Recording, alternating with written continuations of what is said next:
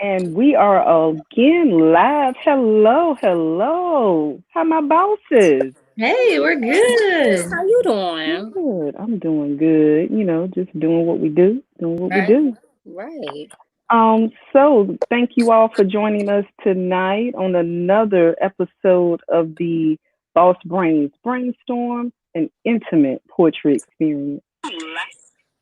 Tonight we have the poet Miss Rae Monet that will be gracing our presence. And we're very excited to get the show going. So, ladies, is there anything that y'all would like to say before I introduce our feature? No, let's get started. We're Let, ready. let's We're let's get excited. it. Let's get it.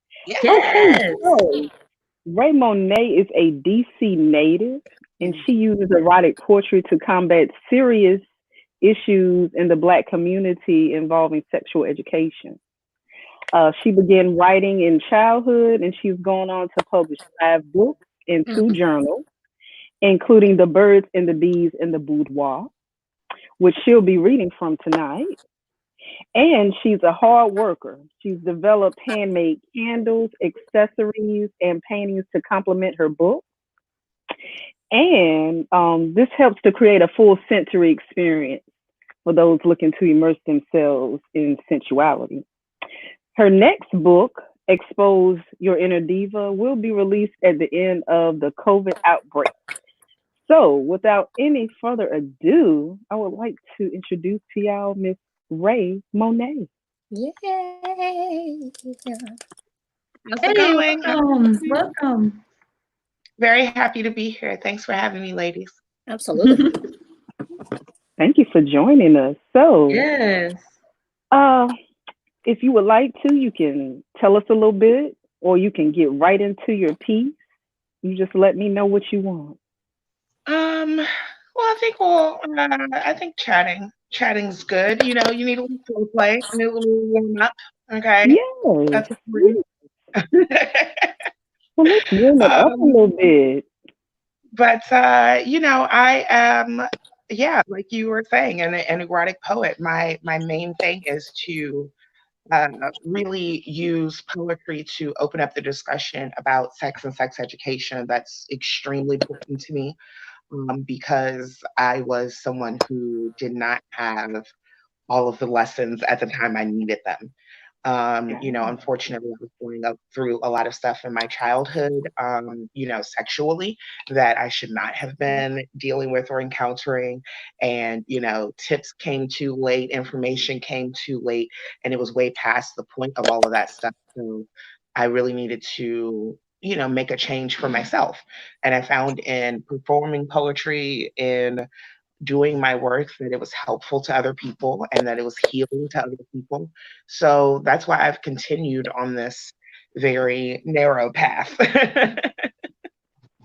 Well, that is wonderful. And it's always good to use the things that we've gone through in life to teach and educate and guide others away from making those same mistakes of falling victims. So I'm very happy that you chose the positive path of dealing with your adversity.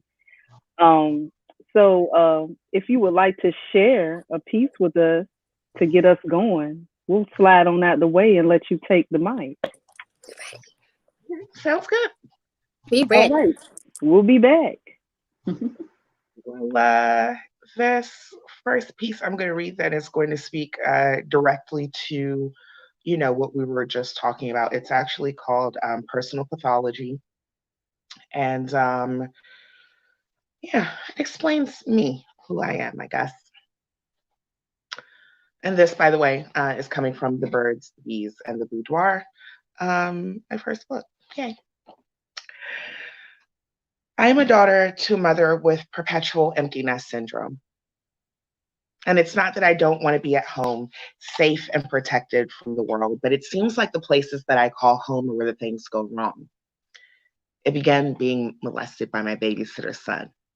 Little exploratory games that girls and boys play for fun, except he was way too old and I was way too young. Something like 10 to 4. And when the clock struck 10 to 4, a sigh of relief as I would greet my grandmother coming to rescue me and take me home.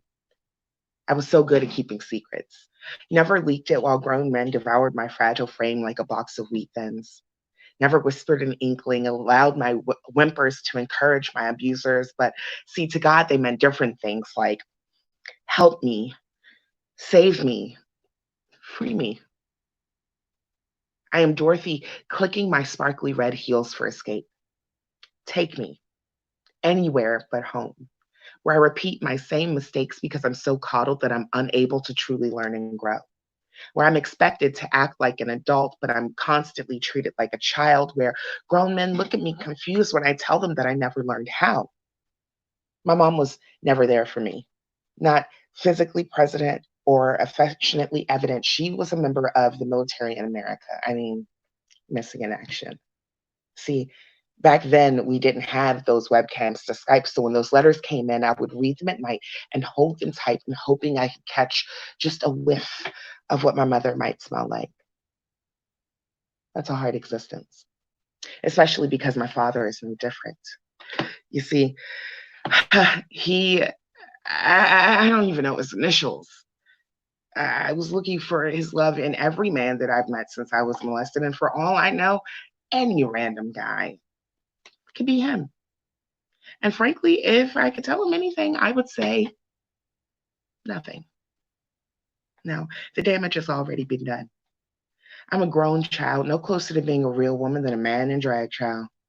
I've been dragged down by my lack of self education, my book smart, street savvy, but common sense was left out of the equation. You know, I never even learned how to shave my legs from you.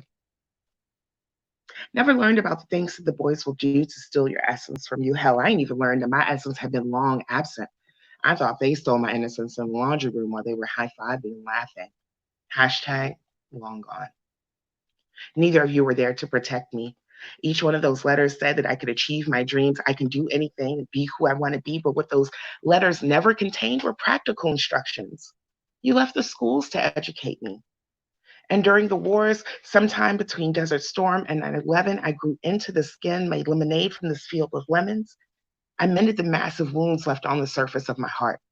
I custom built a patchwork quilt to cover up the ugly parts because, let's face it, nothing is going to reach this deep down. Opportunity has closed its windows and locked my heart down. So now I escape into liquor and drugs, hoes and thugs, hang out in the streets because it looks like fun. Repeat this entire poem internally Monday through Sunday. Roll in the house at 2:30, smoke another blunt, then sleep till 12:30 and complain that it's early. I am a child to a mother with perpetual empty nest syndrome. And it's not that I don't want to be at home, safe and protected from the evils of the world, but I've learned that four walls don't make it a home. And an uneducated woman is still a girl. In peace. Wow. Yes, that was That was deep heavy. and dope at the Wow. same time. Yeah. Yes. Yes. I like that. Deep and dope.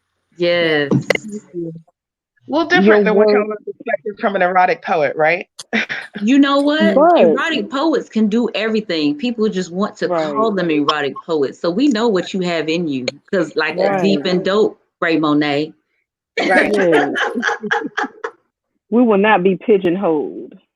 You know, By our anybody for rules. any reason. Right. Exactly. And holes that can't have pigeons. We can't do none of that. Right. Right. So Right. I have a question for you. As you've gone through the process of healing, of course, have you been able to have the conversations with your family members, like your grandmother and your mom? Like, do they know what you went through, and how did that conversation go? Mm. Oh, yes, they do. They are now aware. I didn't say anything at first, and for years, it wasn't until I was in college. And oh my God, believe it or not, and this is so cliche, and I'm so mad at myself that this is a part of my life story. But but it was an episode of Oprah. That's what happened. Freaking Oprah did it.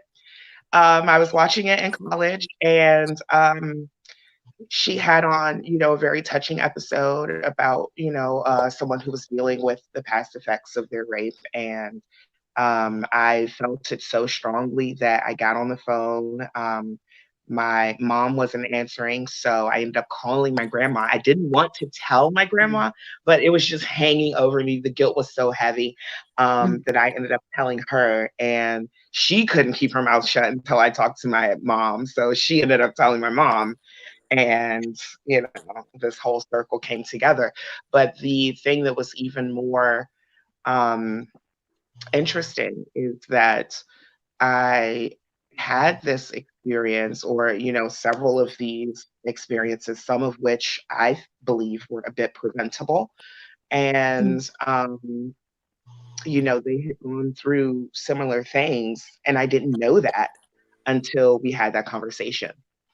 Mm. Oh, So in terms of my own daughter, I feel that I would make her aware of that much earlier in her life, and, teach her a lot differently than the way that I was taught because of those things. Right. Yeah, and and I that's know that. Oh, I'm sorry. You go ahead, Butterfly. go Go ahead. ahead. Oh, Nope. okay. And I know in our community, especially, those type of conversations are taboo. You know, the uncles doing what they want, hush child. And it's really a theme that I've seen and heard of happening a lot. So I'm just happy that you got to a place where you were able to share and that you weren't ostracized for telling your truth. Right. Oh yeah, very thankfully for me, there was no in family abuse on my end, so Hmm. I'm very very thankful for that. That my family is still a sanctuary for me. But I definitely hear that that's not the case of the time. Right. And Absolutely. people denial is very powerful. And you can't, I mean, that kind of trust being broken, you really can't imagine. Yes. So I can sadly understand why people would make the decisions to kind of say that someone is lying or stuff like that. Right. But I think the most important thing is to take yourself out of your own shoes and out of your own space and really just think about the other person and what they're experiencing and exercise a little empathy. Absolutely. I I want to really highlight, based off of your poem and the things that you're saying, the idea and the concept that when we heal ourselves, we are literally healing the communities around us as well. So I just want to Mhm. commend you on that work that you do with your healing, because you are affecting your daughter, you're affecting your family, right? And maybe through you, even though the injustices they happened to you, you might be able to heal them because of your strength. And Mhm. that is so profound, right? So that's and so commendable. So I commend you on that. And just want to encourage you, because I know healing is not linear. Coping is not linear. So I'm really hoping, and I'm sure we'll probably get into it, or we talk about your writing and we talk about your publishings and how they probably have played a part in that healing as you kind of go and through Mhm. those ebbs and flows. So Oh, yes. Oh, yeah. Thank you. I appreciate it. And I am working hard to continue healing oh all the yeah. time. Oh, yes. It's never, it ain't a day process, I'll tell you Show that. not. Oh, absolutely. Show not. Absolutely. We would love for you to share another piece, if there's anything that these bosses want to say. And if not, we'll let you get going. Y'all ready? Spit, spit Yeah. on it. All right. You got it. The floor is yours. Well, if that's the case, then we gotta go. We gotta go all the way back. Then we gotta take a full um, about face. Okay, so we went from the first poem being, personal, grounded, rooted, kind of more about me and my story. This one is a little bit more of a universal story, I think. And, still again hinged on that idea of sexual education. But this may be my most popular poem too. It's called Whore. And here we go. I'm pretty sure I'm a whore because all I heard was this knock on the door, two quiet taps in rapid succession just after the text message announcing he was present. So I opened for him. And like the many men before, I dressed according to his needs, pampered his ego, letting him mold me into this woman that he just wished I could be, but just temporarily. Because in a few days, no, fucking a few minutes from now, another man will come around, changing me from your vision of this brown skinned Betty Crocker into his slave. Become slut. Treating me only as I agreed to be, and with every new guy, there's some non disclosure contingency, i.e., if this gets out, it's over.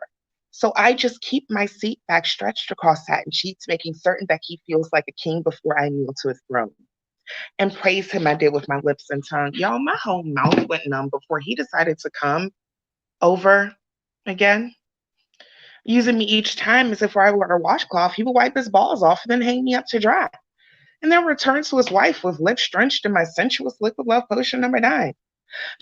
By my side, he reclines for 2 minutes to let his heart rest. He gets stressed, and then with this kiss, promises to see me for dinner, which turns into this movie where he screwed me in the front row. Y'all know we paid $20 so we could fucking popcorn on the floor.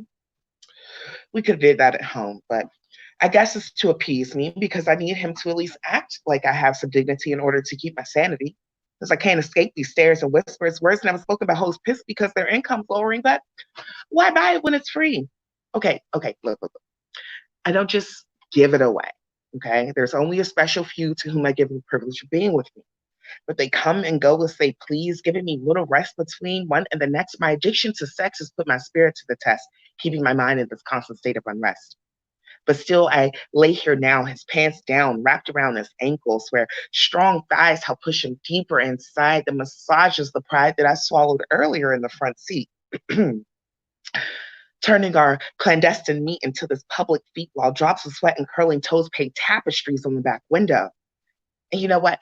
I manufacture moans and way more than that, making certain that he feels like this Mac while he empties his sack into me, filling the void only for a moment, but not ever for an eternity. Then he'd return to me, looking for that boost that he so desperately needs. And I service him willingly, trading my cunt for companionship because he's my friend, right? That's the lie I tell on sleepless nights where cracked windows blow a breeze that stimulates me, giving the rise to the need to call and see who's free, but that's nobody. I tend to forget that I work on their schedule. So when that call comes in at 2 a.m., I'm like this nurse prepping for surgery, this delicate procedure, fabricating a fantasy for this man who doesn't even love me. I mean, nor I him, but we tend to fill this space, a private place within each other where the pain goes and the hurt grows, metastasizing our melancholy, just turning this dark dream into this vicious reality where he continues to demean me, letting drops fall so meaninglessly upon my skin, and I'm taking it in. I'm taking it all into myself again. And you know what? I'm pretty sure that makes me a whore. Yeah, I'm sure. And peace.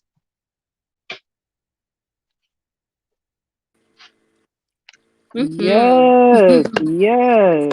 Yes. Mm-hmm. Well, I'm sure that we have all felt like that at some point. Yeah. And And you know, turned ourselves inside out, literally and figuratively, for someone. Yes. repurposed ourselves, literally. Yes. Yeah. Thinking that we are providing ourselves, that we're self-medicating. Mm-hmm. We were Yes, really just, yes. yeah, that part. So, Yes.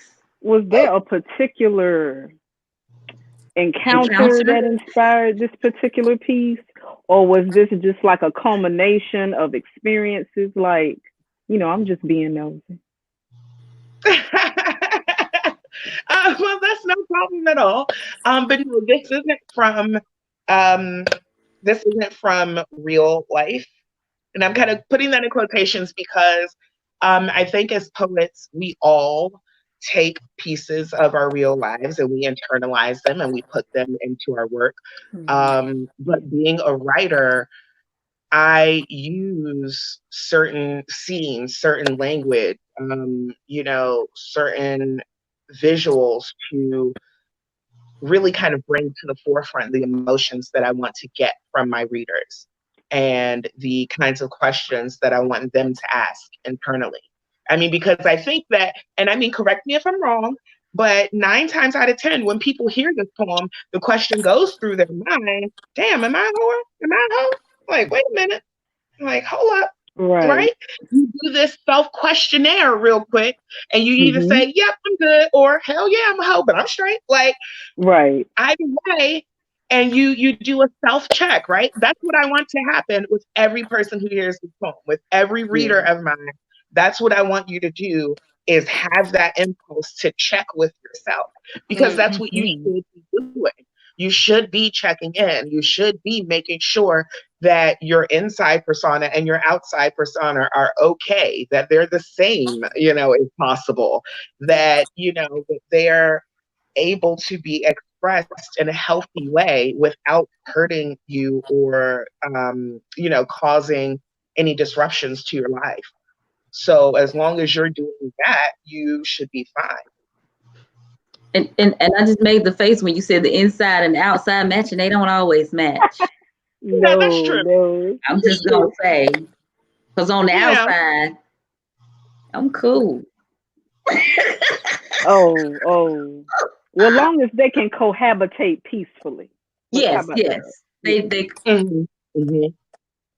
But yes, but I like the way you said it makes people think to see where they are, and not only see where they are, wherever they are, to be okay with who and where they are.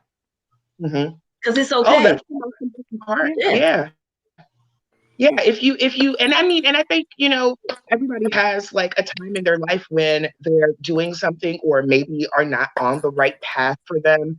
And it takes a series of small check-ins to build up that sense that, oh, wait, no, I'm not actually okay with this, enough for you to walk away from the situation, right? Oh, yeah. Because we're human. So we're all going to rationalize our shit away so that we can make it seem as okay as we can. That's a word. That's a whole But doing that rationalization is also lying to yourself, right?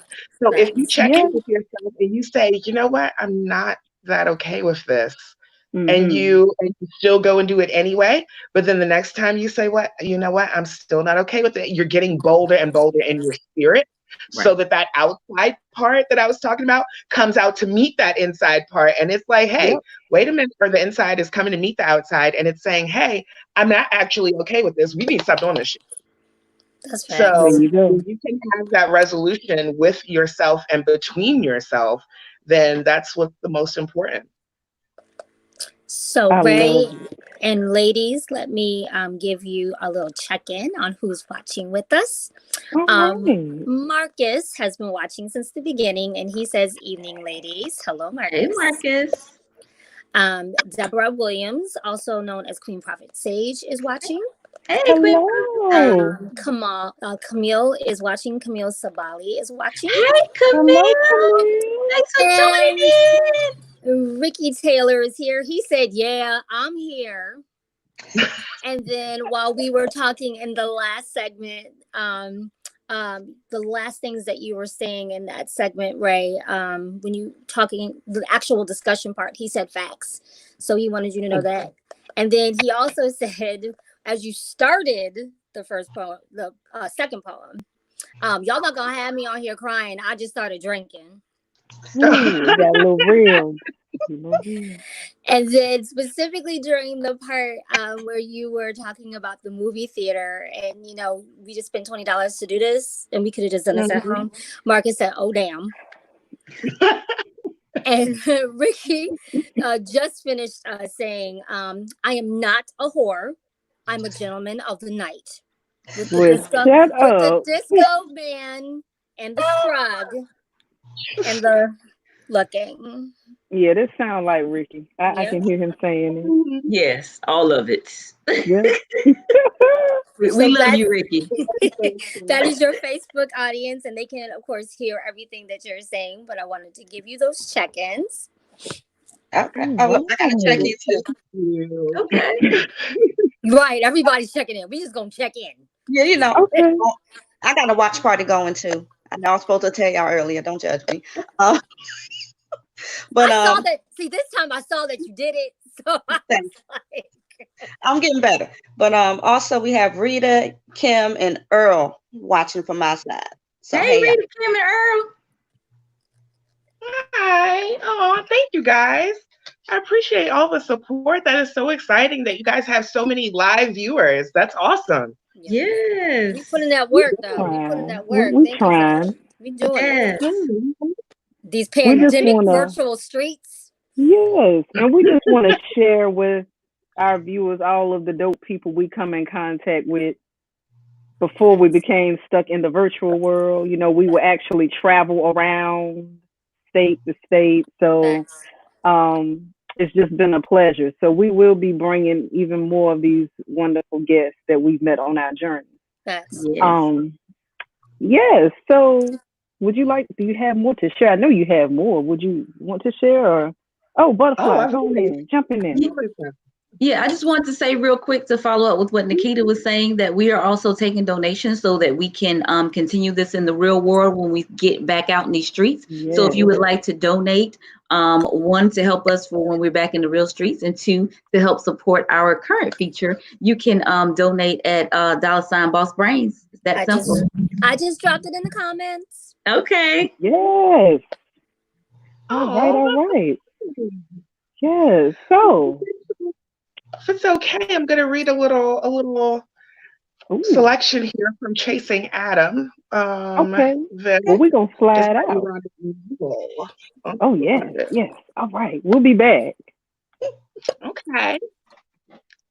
So this is not going to be like too long or too crazy, but we're going to start here at chapter 5. And again, this is from Chasing Adam. And oh, can you guys see that? I painted this cover for this book. I'm very proud of myself.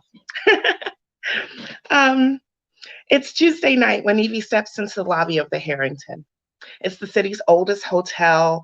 It boasted beautiful marble floors, crystal chandeliers, and gold sconces.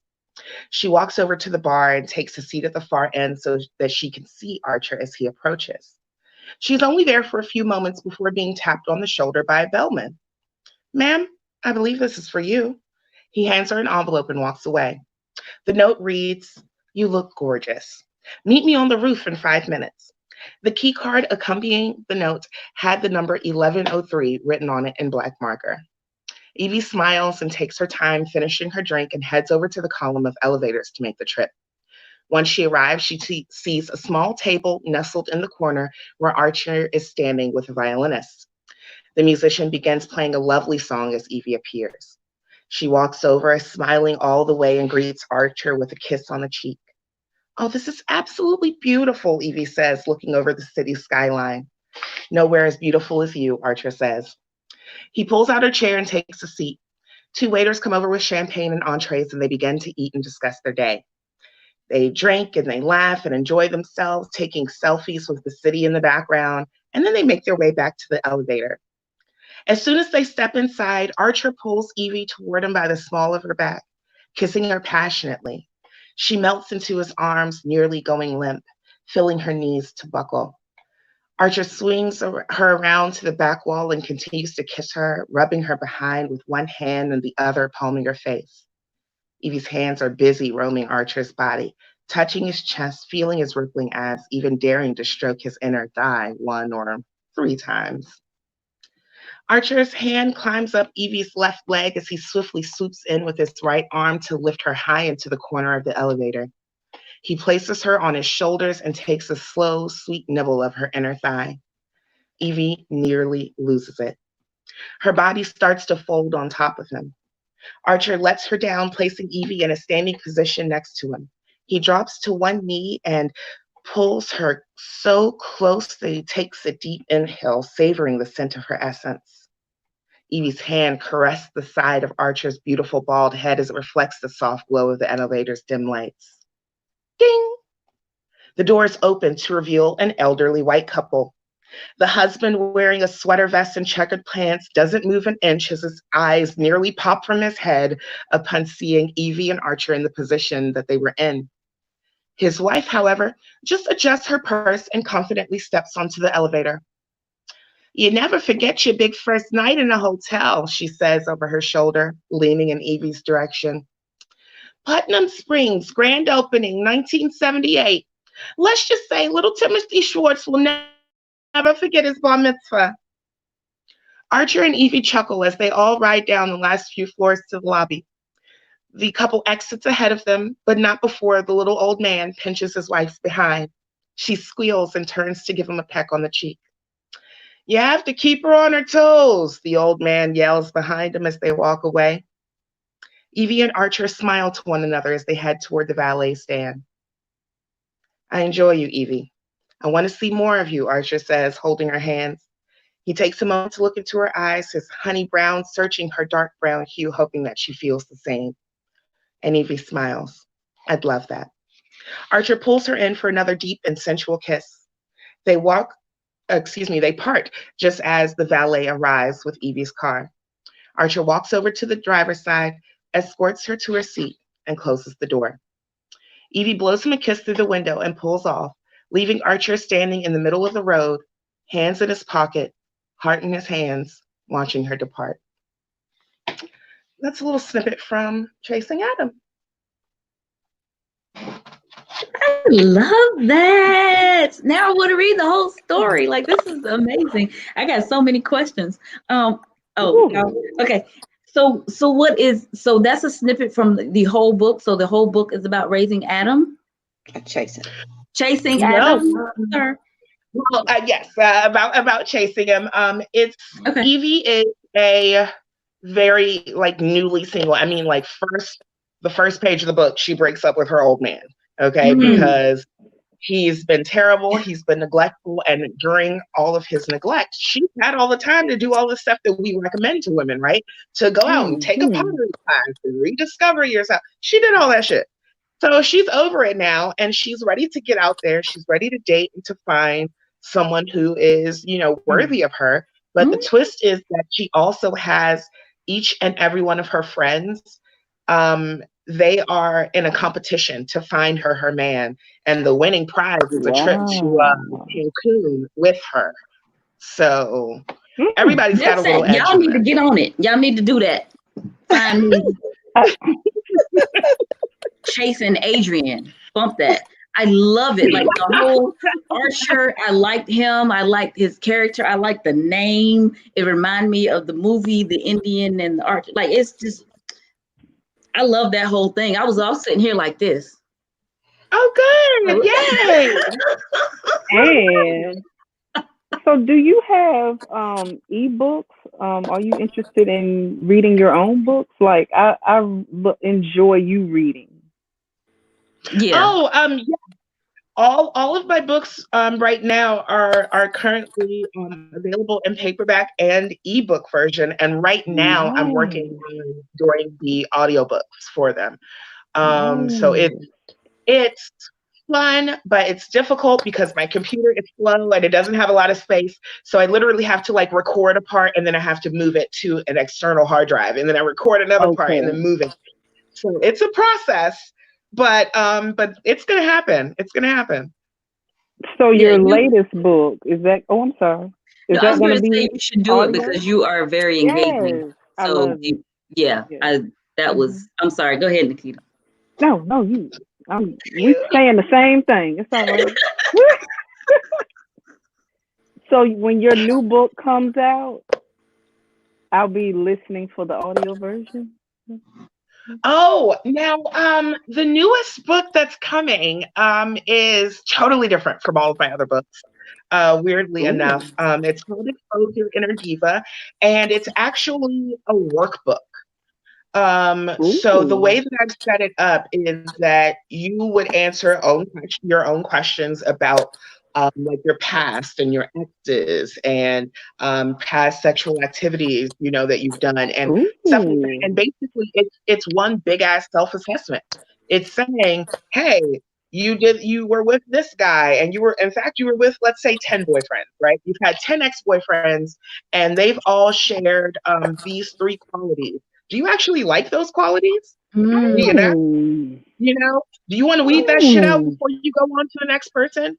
Is that stuff going to be able to help you? So I want to do it that way. And then at the same time, it provides like super basic anatomy tips. It gives you, Ooh. actual anatomy. It gives you actual information about like, engaging all of your senses to like increase foreplay, stuff like that, so that I can help you along in your journey as well. So it's a really, really different book. That's why Oh. it's taking so long to complete, Oh. but it's Yes. Well, Have I you? felt attacked Oh. with that essential question. In education we call them EQs. They're called essential questions. So when you ask that essential question, do you even like these qualities? Mm-hmm. Yeah, yeah, yeah. That's why I started fainting. Mhm. Yeah, it's difficult. It's really hard to, to ask yourself those questions. And it is hard to do the self-reflection. But the thing is that once you do it, Yeah. there's no going back. Yeah. Okay. I mean, Yeah. you can't step backwards into ignorance once you have knowledge. Like it's Woo! impossible to Ma'am. do. And secondly, not only is it doing that, but it's allowing you to change and course correct. So all of those cycles, we always talk about breaking the cycles, right? If you're trying to break a cycle, this is the way that you do it. You do self-reflection first. You actually suss out which of the qualities, which of the things you need to change or correct, and then you make action, having known what things you need to change. But if you're trying to jump right into action and you don't have a plan, then what are you really doing? Not much. Nothing. Mhm. And, Well, and, and I, oh, I do want to ask some questions. So I'm gonna ask two, and then I'll let you have it. So one, why this book, and why this type of book, and two, how can you write this type of book? Oh, yeah. Let me tell you, slowly and difficultly. Okay, slowly and with much difficulty. um, it, my whole platform as a poet is to talk about sexual education, to talk about sexual empowerment, to open the doors to those conversations. I, at this time, do not have, the letters behind my name to be a doctor or to teach people these specific things. But in the meantime, I can provide help to those doctors. I can say, and it says right in the front of the book, I am not a psychologist, but if you need some help, take this book with you to therapy and talk through all of the stuff that we're talking about in this book with your doctor, with a qualified professional. Because don't just take my word for it.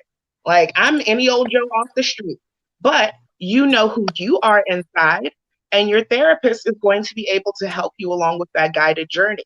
But it's so important that you heal your past before trying to move on in your future, because you're going to bring all of that old baggage with you.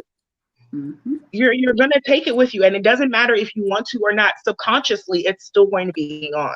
So it's going to make a problem for you sooner or later. So why not go ahead and fix it now? Like that's for the as far as the why and the when. But as far as how, it's very difficult. I am reassessing myself as I write the book. So I will wow. start and say, okay, well, what about my exes? What did they have in common? What were they doing? What's the next question that I need to ask myself? And then I type that in. Yeah. Because anything that I'm going to do for my readers is something that I've done to or for myself. Like I'm not going to give unsolicited advice, stuff that I don't know for sure, is working or is possible. So it's very important to me to go through that self reflection and self discovery, as it is important for them to do the same. Yes, and that is what I was trying to get out of. You don't need the letters, you don't need the stuff that you were talking about, because you have the experience and you've done the research. That's the key. And you said that. That's what I was pulling. Pull it out. Get it. Yes. Curious. Have you ever pondered doing the sexology courses and training, because that is available, and it can be low cost way to kind of get that extra nugget if you wanted to actually help people with that more intimately. Yeah, it's definitely something that I am starting to explore a lot of. I'm definitely planning on making this a part of like my 5-year plan. So that's Okay. been thrown into the mix there, so that I can actually make that happen. Because of course, I mean, it's not just credibility that you need. You don't just need letters behind your name, as you were saying, Right. but but it is important to me to also be able to offer. Yes. Okay. Absolutely. All Yes. right. And what else do you have going on? What other ventures do you have? Because I know you do a lot of stuff. I do. So yeah, so as you guys can see, I have the paintings back here. I do erotic paintings, and I'm doing a series oh no, none of them are up here right now, but I'm doing a series of paintings that's called The Universe Inside. And um any open orifice on a woman is where you're going to see the universe show up.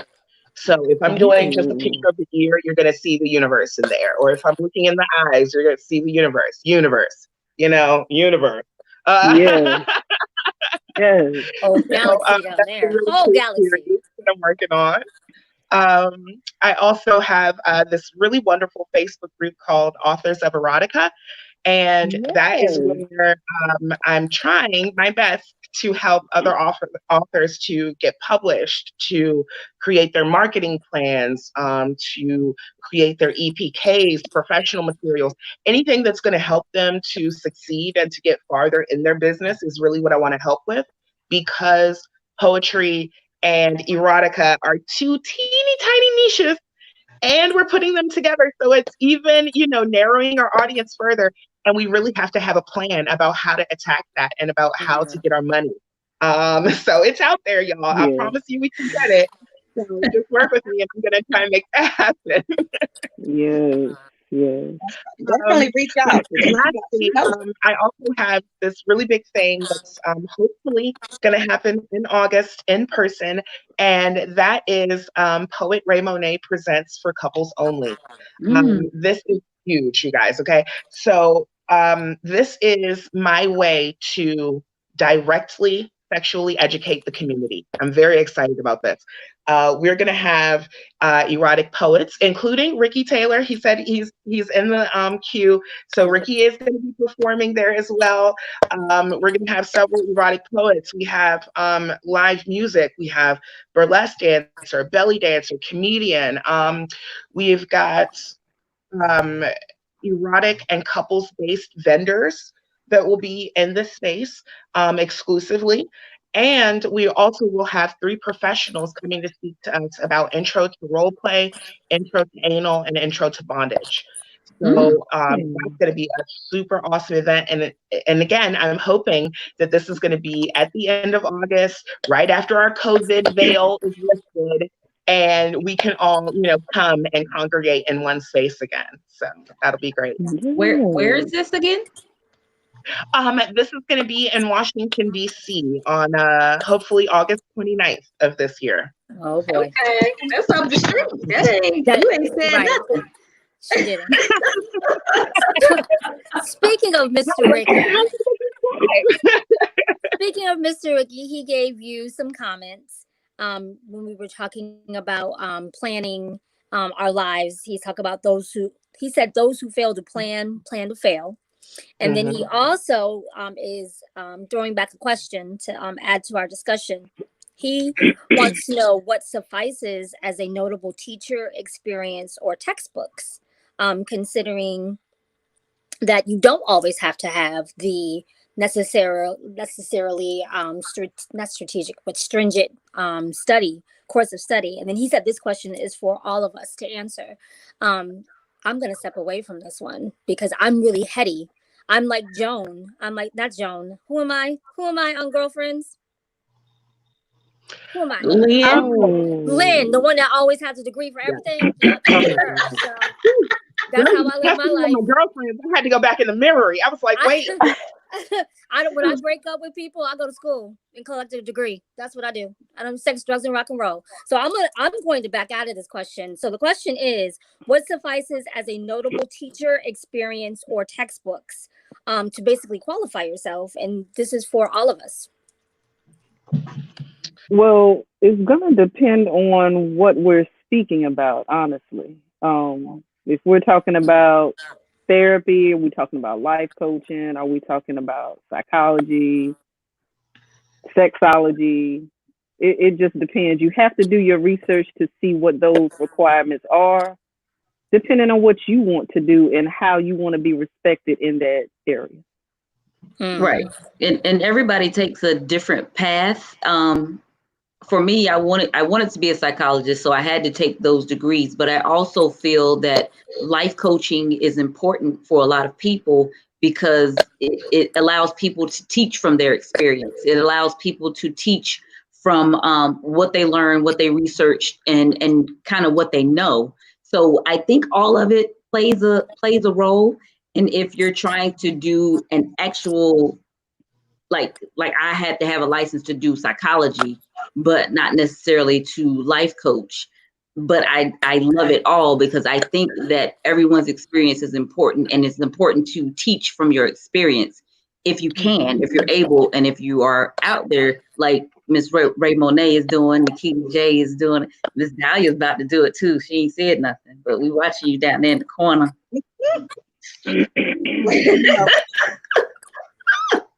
Anywho, I'm also big on education, but also your source material. Don't just go up here to Facebook or Twitter or whatever little rinky-dink site you see that tells you what you want to hear.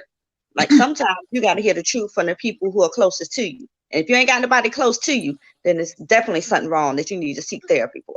That's all I'm saying. Ooh, amen. Yes. I Well, guess that leaves it on me then. I my answer is both. I don't know if that's supposed to be my answer, but that is my answer. Because I think that I think the best things happen when you take information from all of your sources and you put them together. Because let's say that you're trying to learn how to make, I don't know, spaghetti. I don't know, online, okay? You go online and you look up this recipe. And the recipe may say, boil for this long or boil at high heat, right? But as you're doing the steps that the recipe says, your grandma walks to the room and says, "Hey, put a wooden spoon over top of that boiling pot so that the pot doesn't boil over." The hell? It doesn't say nothing about that on the internet, Grandma. I don't know what you're talking about. Conventional Right? wisdom is still But wisdom. grandma has a life experience to tell you to put that wooden spoon over the pot so that it doesn't boil over. So now you have the conventional book learning and you have information from actual life experience so that you're able to put those together to have the best outcome. And I think that's what we're all looking for all the time is the best outcome in any of these situations. And the only way that you can get that is by taking all of your information and really putting it together. Agreed. Yes. very Yes. well put. Very well put. I knew I Yes. didn't have to answer that question. I knew I didn't. I knew y'all had that. So our time is getting winding down. So would you like to share again with us? You have something else you would like to share? I always listen. I have books on books on books. I I know always got you something. do. Mama, Look, do that. Go I'm off. trying to allow all these teasers to be put out here so we can get people ordering these books so they can get the rest of the story. Just put the tip. And we're gonna have to get you to drop all your tags and everything when you come back too. Right after this poem, Yes. you're gonna drop everything. Just Everything. boom. Boom. All Will right. do. All right. So if I'm reading another poem, you know what? I think I'm gonna read this one. Because we've been talking, about again, kind of taking the taking your actual knowledge, your life experience, and putting it together with that book learning.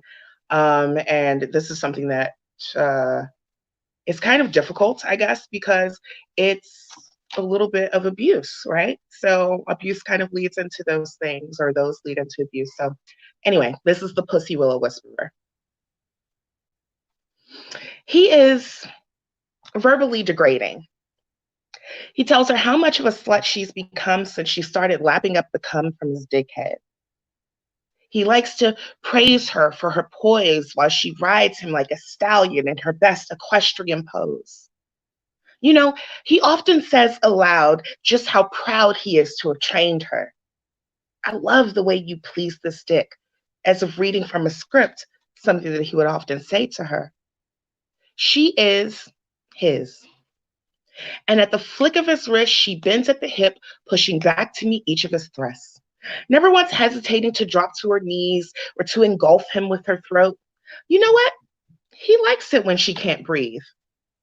You know what? In fact, he likes a lot of things that she does not. He's always choking her, spitting, trying to shove his foot in her twat. He likes spanking and always being the one in control. So when he'd bark his orders to her, she would always do as she was told. More than submissive, the submission was the result of a mental power play. He would degrade her in the bedroom and then shower her with affection the next day. Still, he would enter her every night. And the way that he cussed with every thrust, oh, how helpful for her self-esteem, because every word that she hears is this planted seed. What a fiendish thing now she'll grow up with the self-image of a slut.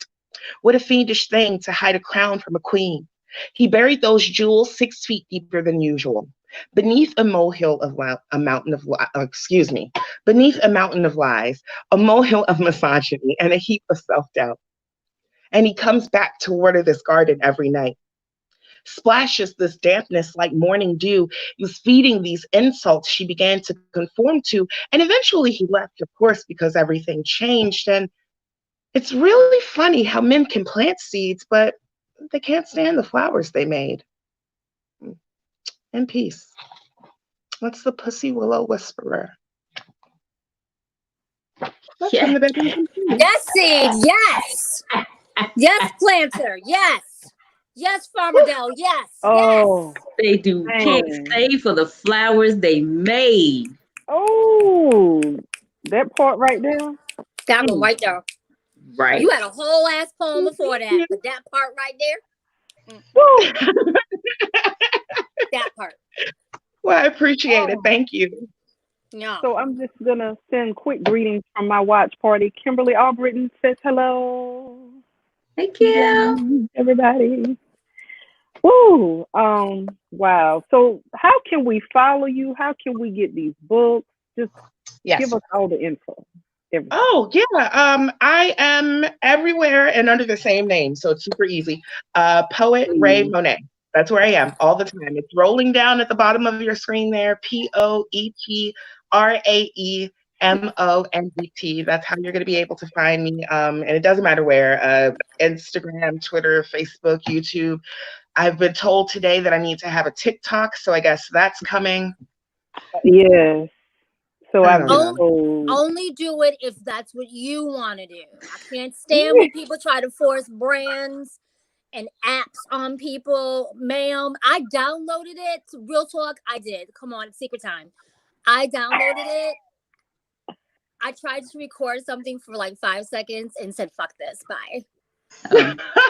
I went right back into my I made a video today. I went right back into my Insta stories because I just like my Insta stories. So I just, that's works for me. But try it, download, try it. But, okay. I made a video today. Try it and see. Okay, I will. I'll see. It's social media in terms of like advertising and marketing a book is so hard. Yes. It's so much to do. It's so much work. So if this is something that can ease into my marketing mix, then I'm cool with that. But if it's too difficult, yeah, it might be going bye-bye. Understood. Or, I mean, I think with TikTok, you can probably do what you have to do, and you can still just plug it into other places once you download it. Like, that's my first time using it was today, and I was able to do that and download it, and I put it on Instagram and Facebook right after. Like, it is pretty user friendly from what I've seen, so it might be a plus. Okay. Yes. And how many books do you have? I currently have 5 books on the market. And again, number 6 will be dropping as soon as this COVID next list. When I'll start promoting and putting that out. And I'm going to be I have a secondary part that goes to Chasing Adam, and that is going to be coming out probably at this rate in December, if not at the very top of 2021. Okay, very nice, very nice. I just got one more quick question, and I don't know if the answer is quick, but what is your writing process? Because it seems like you're able to kind of just push through and get all these bodies of work out. How are you funneling through that process? We'll see. I have loose poems, so just loose sheets of paper, right? And I have written probably in my lifetime at this point, probably over 500 poems. And I have probably over 500. I'm probably over 1,000. Excuse me. Tripping. But anyway, I love that. No, because it kind of hit me for a second. What I did was I took 498 poems to the Copyright Office back in 2006. I think. So I know if it was back that far, I know I probably have double that amount by now. Right. But anyway, what I do is I take my poems and I separate them into categories. And then I take those categories and I break them down into how they can tell a story. And then I put that together to create a book. Ooh, that's interesting. I like that. Yeah. Yeah. I mean, because everybody doesn't have time to go, Rewrite a whole book. Things that I wrote in let's say the 5th grade, okay? Things that I wrote all the way back in the 5th grade. They are still valuable thoughts. And maybe I don't keep it as the exact same poem from 5th grade, obviously, but now I can insert my adult mind into those poems. I could change the perspective. I already have the core material there to edit from. So it makes it a lot easier on the process, as opposed to saying, I'm going to sit down and write a book only about sex poems. Let me think of sex stuff. Right. You'll be sitting there forever. So if you just let the material come to you as it does, and then you go back and you put that material, in the way that you like it, then that I think is going to be the most helpful. Oh, that's some good nuggets right there. And I want to say that is exactly what I did. I have 15 years of poems when I put my butterfly flow together, and I put to the side what didn't fit and made it flow exactly like you said. And now I just have to figure out what to do with those other ones, because I'm not going to rewrite anything. I'm coming up with another book, and it's just going to be off the stuff that I have from the side. Right. I don't have as many as you have. I know I don't have 1,000, but yeah, and whenever people ask, I say the exact same thing, exactly what you said. You don't have to rewrite. You've written. You've got it. Right. Now tease it out. Yeah, I love that. I'm paying attention, ladies, to all of this. Ooh, all right, you gotta get this popping. It's really important because when you're putting everything back together, it's important to rewrite. I think, and I used to be very against it, and I'm like, no, the poem came out the way it was supposed to. It's the poem. That's the way it's supposed to be. But when you think about you're putting out a book, okay? So you're putting out a book for a customer. That customer, when they read your poem, they shouldn't have any question in their mind as to who you are, what you're doing, why are you doing this? Because all of those questions that they have distract them from the book, right? Because I could be right here, I could be all the way on page 49 and be like, the hell is she talking about? Well, wait, hold on. Well, I don't know now. And da da da. You see how I just blew that book down? I was like, well, I don't know, because now I have all of these other questions. So the clearer that you make things for people, the clearer that you make your mission, the clearer that the focus is of the book, then the easier it's going to be for people to stick with you and to keep and retain all of that information and the lessons that you're trying to teach them. Fantastic. Yes. Thank you. Yeah. I lied. I got one more thing. Shameless plug for your Instagram show coming up. Oh. Yes, I'm so sorry. It's too many things. I have too many things I to do, you know. guys. But as a part of my group, Authors of Erotica, we do have a monthly virtual like show that we're doing. This next month, or this month rather, in May 16th, in fact, we're doing Made for Love. So that's going to be our really cool thing. You guys can join us on Instagram at Authors of Erotica, and that's where you're going to be able to see all of our authors live. So they're going to come on, they're going to read maybe about 2 pieces, and like keep going to the next person. So we're going to have us a little virtual round table there, but we're going to keep doing this every month, even after the COVID lifts. And I think that's really important too, to keep doing all of these things that we've established during the COVID, not only because it gives us some sense of normalization, but it's also a really good tool. I mean, there are people from all over the world who are logging on to see what we're talking about, and to see what we're doing. And that's so important, not only to get the word out about them and their books and, their work, but also to connect us together.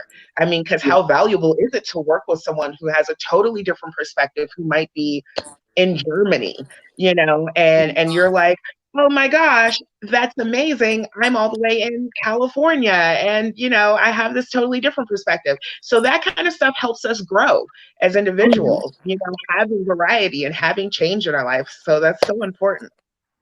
Yeah. So sorry, I'm all over the place. Please come to Instagram, May 16th, okay, 8:00, Made for Love.